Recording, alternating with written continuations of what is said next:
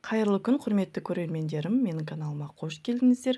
Бүгін біз қысқа арнап қайнатылмайтын, құрамы қарапайым, дәруменге бай варенье дайындайтын боламыз. Бізге қажетті заттар: өрік, лимон, апельсин, қант. Алдымен өріктерімізді, апельсин, лимондарымыздың барлығын тазалап жуып алатын боламыз. Енді өріктеріміздің ортасынан екіге бөліп, ортасындағы дәнектерін осылай тазалап тастаймыз. Міне біз өріктеріміздің барлығын ортасының дәнектерінен тазалап алдық. Біздің өріктеріміз дайын болды. Енді апельсиндеріміздің ортасынан бөліп, видеода көріп тұрғандарыңыздай, өзімізге ыңғайлы көлемде, орташа көлемде осылай кесіп дайындап алатын боламыз. Апельсиндеріміздің ішіндегі дәнектерін осылай міндетті түрде алып тастайтын боламыз. Міне қыздар, барлық апельсиндерімізді турап осылай дайындап, ішіндегі дәнектерін алып тастадық. Біздің апельсиндеріміз дайын болды. Ыдысымызға салып қоямыз. Алдын ала жуылған лимондарымызды осылай артқы жағын алып тастаймыз. Лимондарымызды дәл апельсиндер сияқты орташа көлемде кесіп дайындап аламыз. Лимондарымыздың дәндерін де дәл солай алып тастайтын боламыз. Өйткені вареньемізге өте қышқыл дәм береді. Сондықтан дәндерінің барлығын түгел алып тастауға тырысыңыздар. Апельсин лимондарымызды вареньемізге қабығымен қосатын боламыз. Сондықтан алдын ала барлығын жуып дайындап алдық. Енді ет тартқыштың немесе блендердің көмегімен осылай барлығын өткізіп алатын боламыз.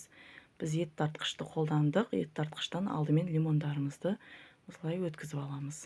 Лимондарымыздың барлығын өткізіп болған соң, үстінен апельсиндерімізді өткізетін боламыз.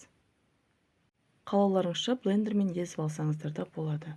Каналым пайдалы, алдағы уақытта көптеген видео рецепттер салатын боламын. Сондықтан каналыма тіркеліп, қоңырауша белгісін басып, біздің қазақша каналымызды қолдап, лайк басып, комментарий жазуды ұмытпаңыздар. Міне біз лимондарымызды өткізіп болдық. Енді артынан апельсиндерімізді өткіземіз. Бұл вареньенің жасалу жолы өте оңай, қайнатып әуре болмайсыздар. Құрамы қарапайым, дәруменге бай, дәмі өте керемет болады. Сондықтан міндетті түрде қыздар жасап көріңіздер. Міне біз апельсиндерімізді өткізіп болдық. Енді апельсиндеріміздің артынан өріктерімізді өткізетін боламыз. Апельсин лимондарымызды өткізіп болдық. Енді өріктерімізді толық осылай өткізіп дайындап аламыз. Толық барлығын өткізіп болдық. Енді үлкендеу шұңғыл ыдысымызға апельсин мен лимонымызды саламыз. Оның үстінен өріктерімізді құямыз. Бізде екі ыдыста тұр өріктеріміз, сол өріктерімізді құямыз. Оның үстінен қантымызды саламыз. Міне қантымызды салдық. Барлығын жақсылап араластырамыз. Сәл қанты ерігенше араластырамыз осылай. Енді бөлме температурасында 2 сағат қоямыз. Арасында осылай араластырып тұратын боламыз. Толық қанты ерігенше жақсылап араластырамыз. Міне біздің вареньеміз дайын болды. Біз осындай бөтелкелерге немесе осындай контейнерлерге құйып, морозилкада сақтайтын боламыз.